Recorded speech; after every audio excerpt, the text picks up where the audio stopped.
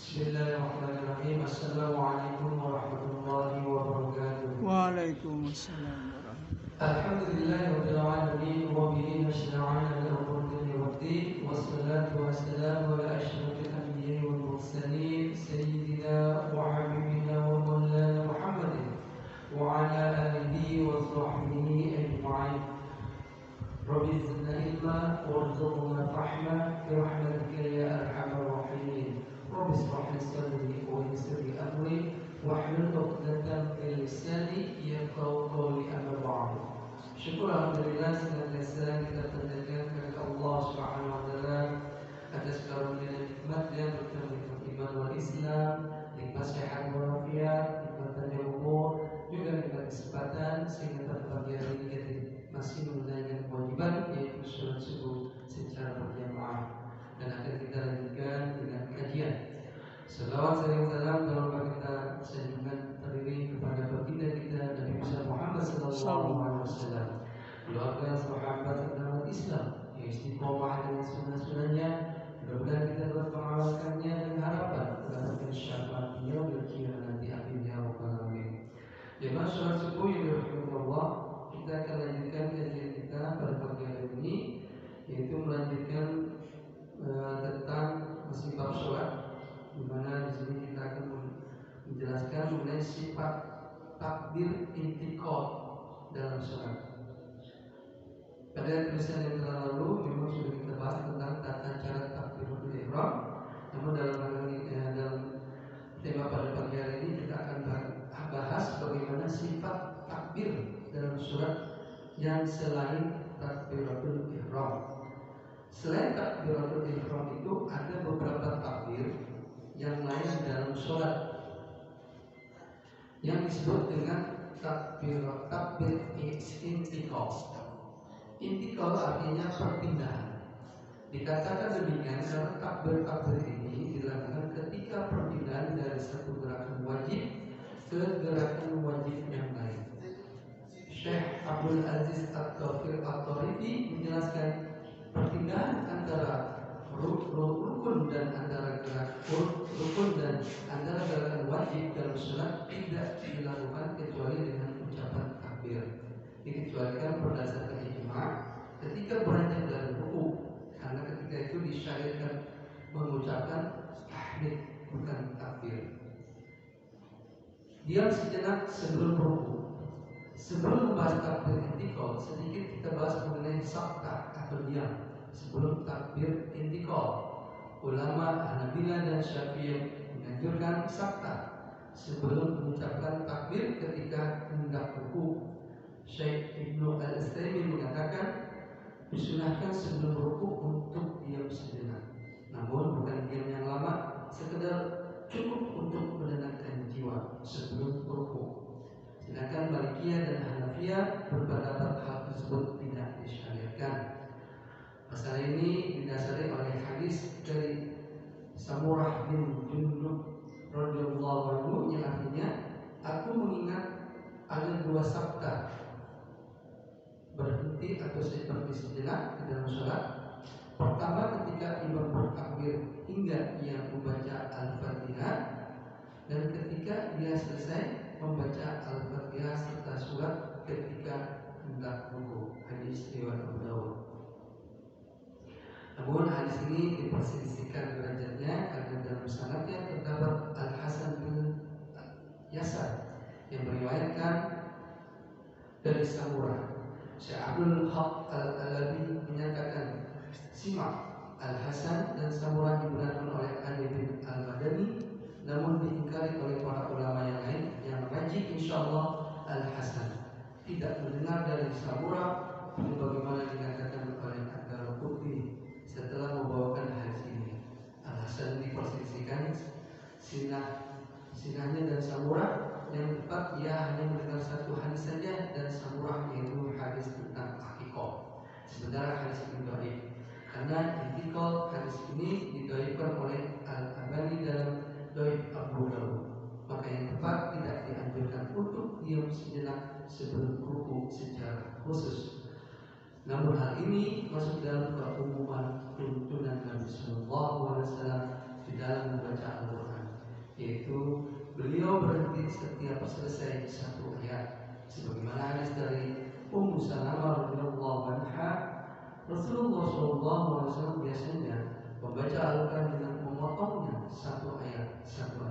Hadis Abu Daud disahihkan Al-Albani dalam Aslul Salati Salatin Nabi.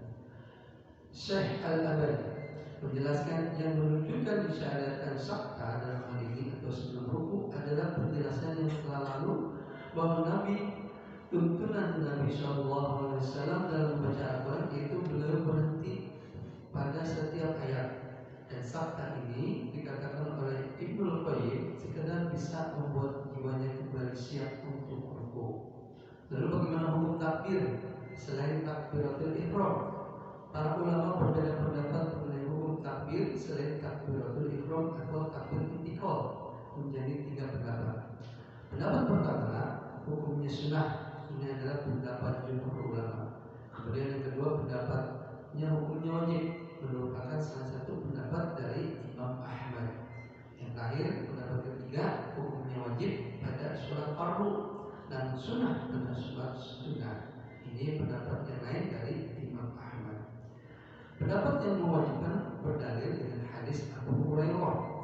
Rasulullah SAW ketika sholat beliau bertakbir saat berdiri, kemudian bertakbir ketika akan ruku dan mengucapkan Sami'allahu liman hamidah, yaitu ketika dia mengangkat punggungnya dari ruku, dan ketika sudah berdiri beliau mengucapkan Rabbana wa lakal hamd.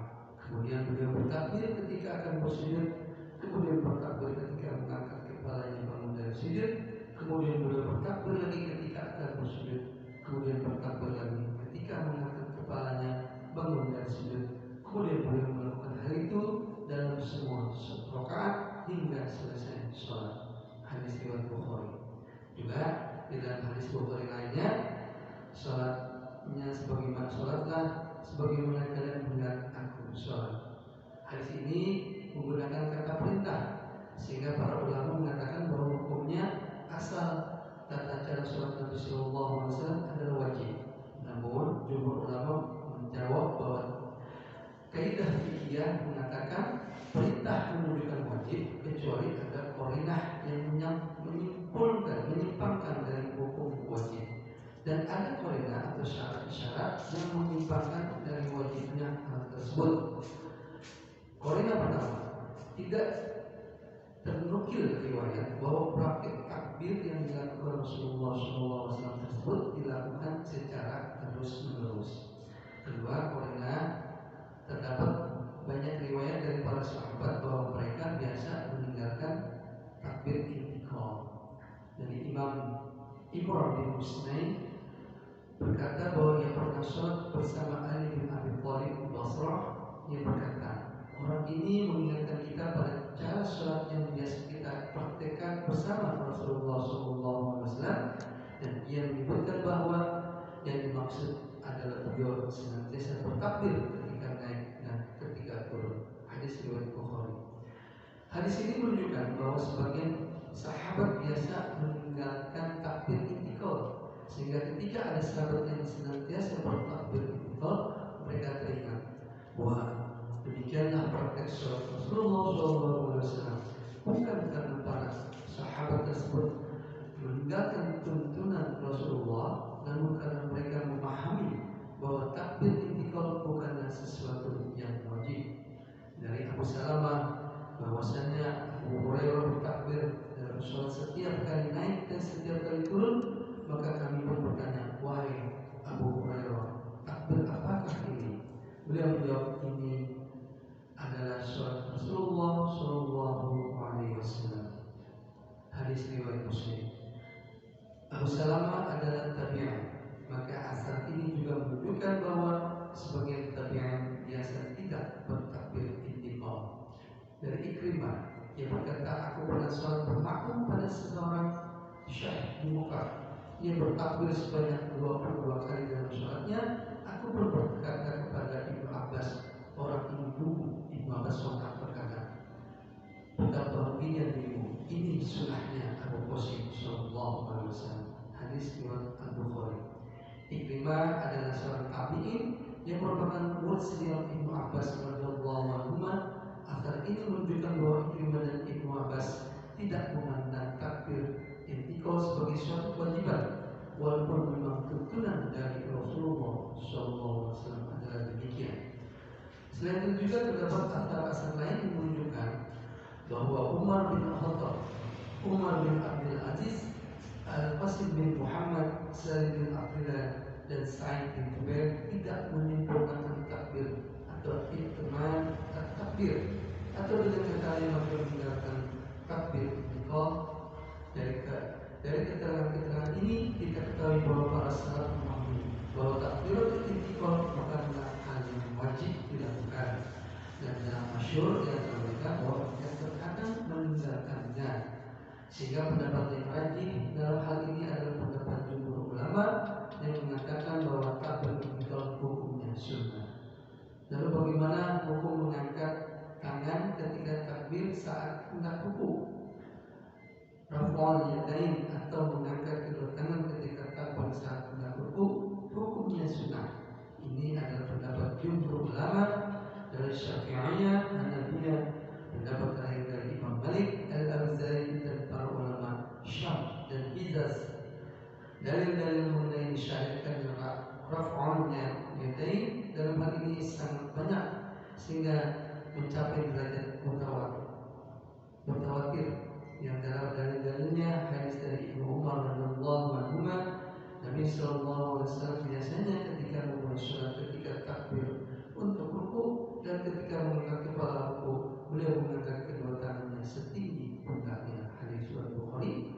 Juga hadis dari Malik bin Quraish radhiyallahu anhu, Nabi sallallahu alaihi wasallam ketika salat beliau bertakbir dan mengangkat kedua tangannya. Ketika hendak ruku beliau mengangkat kedua tangannya, dan ketika mengangkat kepalanya dari ruku beliau mengangkat kedua tangannya. Demikian juga praktek para sahabat Nabi sallallahu alaihi wasallam. Imam Al-Bukhari memiliki kitab khusus yang berjudul Qur'anul Aina bil Raf'il Yadain fi Shalah, atau sering disebut Juz Rafi' Yadain, yang menyebutkan riwayat-riwayat mengenai mengangkat kedua tangan ketika takbir dalam salat. Di dalamnya beliau mengatakan, demikian juga diriwayatkan dari 17 orang sahabat Nabi sallallahu alaihi wasallam bahwa mereka mengangkat tangannya ketika takbir Juz Rafi' Yadain. Kemudian beliau menyerukan nama-nama sahabat tersebut. Nabi mengangkat tangan ini juga tidak sampai wajib hukumnya, karena sebagian sahabat Nabi terkadang meninggalkannya. Di antaranya Ibnu Umar radhiyallahu anhu yang meriwayatkan hadis tentang raf'ul yadain, beliau terkadang meninggalkannya. Dari Mujahid Muhajir dia berkata, aku pernah salat bermakmum pada Ibnu Umar radhiyallahu anhu, ia tidak pernah mengangkat kedua tangannya kecuali pada takbir yang pertama dalam salat, yaitu takbiratul ihram. Juga riwayat dari Asim bin Khulaid dari ayahnya yang berkata, Ali bin Abi Thalib radhiyallahu anhu pernah mengangkat tangan pada takbir pertama dalam salat, kemudian setelah itu tidak mengangkat tangannya lagi. Hadis riwayat atau Hawi dalam Syarman al-Ashraf dengan sanad yang hasan. Sebagian ulama berpendapat mengangkat tangan ketika takbir hendak ruku tidak disyariatkan. Sebagian lagi berpendapat hal ini mansukh berdasarkan riwayat Ibnu Abbas. Berikut Waqi menuturkan kepadaku, Sufyan menuturkan kepadaku dari Asim bin Khulaid, dari Abdurrahman bin Al-Aswad, dari Al-Adama, yang berkata bahwa Ibnu Mas'ud berkata, apakah kalian ingin aku ajarkan sholat sebagaimana sholatnya Rasulullah SAW? Lalu beliau sholat dan tidak mengangkat tangannya kecuali satu kali saja. Walaupun seluruh perawinya adalah perawi Sahih Muslim, para ulama berselisih pendapat mengenai kesahihan hadis ini. Hadis ini disahihkan oleh Ibnu Azim, dihasankan oleh At-Tirmidzi, dan dimuahkan oleh Ibnu Mubarak, Al-Hakim, Ar-Raji, Al-Bukhari, Abu Dawud, dan Al-Matini, dan Ibnu Hibban. Yang menjadi permasalahan adalah status perawi Al-Haim bin Qulaid dengan hadis Sufyan Ats-Tsauri dan juga intiqah antara Abdurrahman bin Aswad dan Al-Qamah. Serta peristiwa ini terdapat riwayat-riwayat yang menetapkan raf'ul yadain. Adapun mengenai Asim bin Qulaid, beliau dikatakan oleh Ali bin Al-Madini tidak bisa dijadikan hujah jika bersendiri.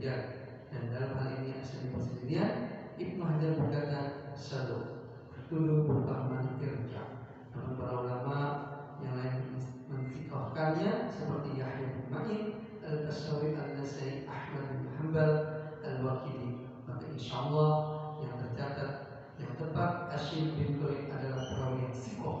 Kemudian Syu'bah As-Suri memang termasuk mudalis, namun beliau sangat sedikit melakukan tadlis dan hukumnya asalnya muhtamal bil istiqomah, yang tak bersambung riwayatnya. Maka ringkasnya wallahu a'lam, hadis Ibnu Abbas ini sahih sebagaimana dikatakan Al-Albani dalam Aslu Sifat Sholatin Nabi. Namun tetap tidak tepat jika mengatakan bahwa mengangkat tangan ketika takbir tidak disyariatkan atau sudah masuk. Syekh Albani menjelaskan tidak sama lagi tentang suatu kaidah usul fikih yang disepakati oleh ulama Hanafiyah dan juga yang berseberangan dengan Hanafiyah. Dalam hal ini para pengikut pendapat masuk dengannya raful yakin, yaitu kaidah tidak boleh menetapkan nas. Nah, selama nas yang nampak bertentangan masih bisa dijamak, dan hal tersebut masih dimungkinkan untuk dilakukan. Demikian, mudah-mudahan ini pun masih banyak yang harus dibahas. Namun kesimpulannya yang wajib adalah pendapat yang menyatakan bahwa disyariatkan mengangkat tangan ketika takbir saat hendak ruku dan hukumnya sudah tidak sampai wajib, namun lebih afdal meninggalkannya sesekali. Mudah-mudahan ini sangat bermanfaat buat kita semua, terutama saya pribadi, dan tentunya ini masih perlu dikaji lebih dalam lagi mengenai takbir intikal, takbir selain takbiratul ihram di dalam sholat. Di sini dijelaskan terkadang sebelum kita melakukan takbir intikal seperti seruku, kita dibahas di sini mengenai menganjurkan diam sejenak. Namun di sini tidak dijelaskan dalam keumuman hadis atau yang dilakukan oleh Nabi Sallallahu Alaihi Wasallam. Setiap membaca Al-Quran, beliau berhenti setiap satu ayat. Kemudian di sini pun juga ada pendapat mengenai hukum takbir selain takbiratul ihram. Ada 3 hukumnya. Pertama sunnah, dan ini pendapat jumhur ulama. Kedua juga ada yang mewajibkan, yaitu pendapat Imam Ahmad. Dan yang ketiga hukumnya wajib pada sholat fardu, namun sunnah pada sholat sunnah. Namun kalau kita lihat dari sini, hukumnya sunnah ini adalah pendapat jumhur ulama. Demikian, mudah-mudahan ini bermanfaat bagi kita semua, dan mohon maaf atas segala kekurangannya. Wabillahi taufiq wal hidayah. Wassalamualaikum warahmatullahi wabarakatuh. Waalaikumsalam.